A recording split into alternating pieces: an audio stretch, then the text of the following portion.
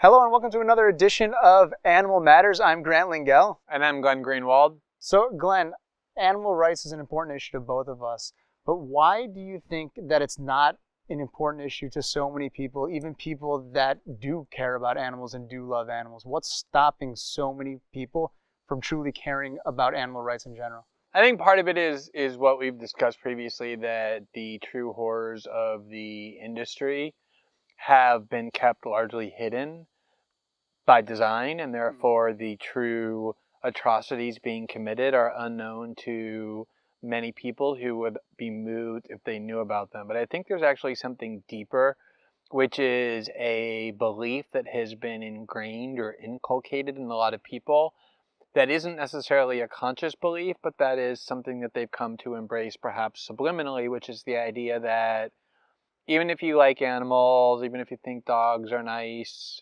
animal life is inherently less valuable than human life. And that in fact, if you look at nature, it seems as though animal life exists primarily, if not exclusively, to be a means to the end of human advancement. That they're here for our food, for us to kill for enjoyment, that historically and traditionally humans have survived by slaughtering animals and then eating them, and that either religion or God or the natural order has decreed that animal life has less value or even no value as compared to human life. And I think a lot of people have internalized that as a philosophical conception. Is animal life the exact moral and ethical equivalent? Does it have the same value as human life?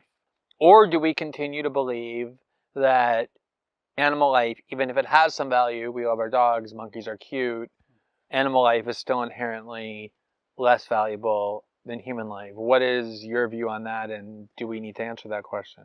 I think every living being has the right to live and pursue whatever it is that being is pursuing, whether it's happiness or procreation or just another meal or whatever. I look at a pig the same way I look at a dog, a happy, cuddly, lovely little creature that just wants to be free. And so, me personally, I believe that all life is valuable. I don't see humans as superior. We might be more intelligent. We might be logical thinkers. It's an argument about intellect, that human beings are self-conscious of our life and our death and therefore our existence. Mm-hmm.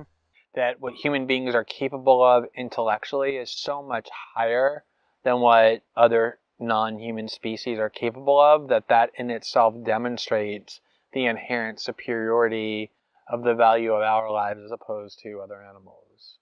This whole premise, first of all, of whether or not it's even true that humans are more intelligent than non-human species, because of course there are things humans are capable of doing that no other species can. There are things, though, that other species are capable of that humans are incapable of.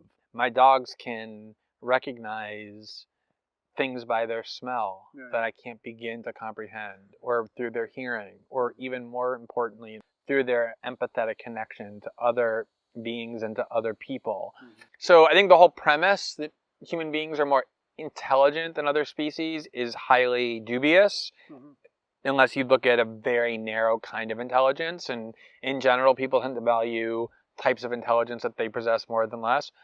But I think there's another question, which is, even if you assume that humans have superior intellect, why does it mean our lives are more valuable? Yeah. Right? So if there's a race from another planet that ends up visiting Earth that is more intelligent than us, or if artificial intelligence ends up with a higher cognitive ability, which is almost certain to happen in the relatively near future, then where do we stand? What's the moral argument for why they can't just eat us or destroy us? What moral or ethical ground do we have for saying that for claiming certain rights not to be abused or exploited or slaughtered or extinguished by these more intelligent species? Yeah, this idea, like I mentioned, of speciesism and the human supremacy. I believe it has a lot to do with what we're taught growing up. And, we're taught that this planet is ours and that everything is here for us, for the taking, which is ridiculous. If you see somebody in the street kicks a dog, it's going to create immense outrage, right?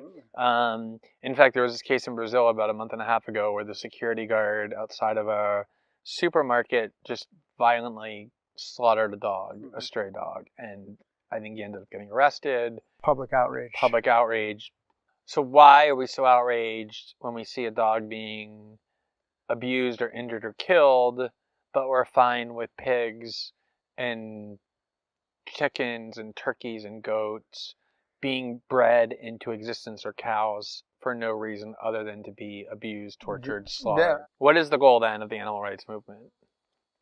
Is it to contest this fundamental premise, namely this view that, well, what you called speciesism, this view that animal life is less valuable than human life? Should the goal of animal rights movement and activists be to combat that by saying this premise is false and anything that is rested in this, right, immoral? Or should it be this idea that, no, we're not about eliminating the moral worth that species are assigned, we're instead about something much less ambitious, which is we just want to improve animal welfare? In an ideal world, which this isn't, I would say, the end goal and the fight should be to end animal cruelty altogether and work to abolish animal farming and animal consumption and use by humans. To me, that's the end goal. To many people within the movement, that's the end goal. But I don't see why there can't be two roads running in parallel. But there's going to have to be steps.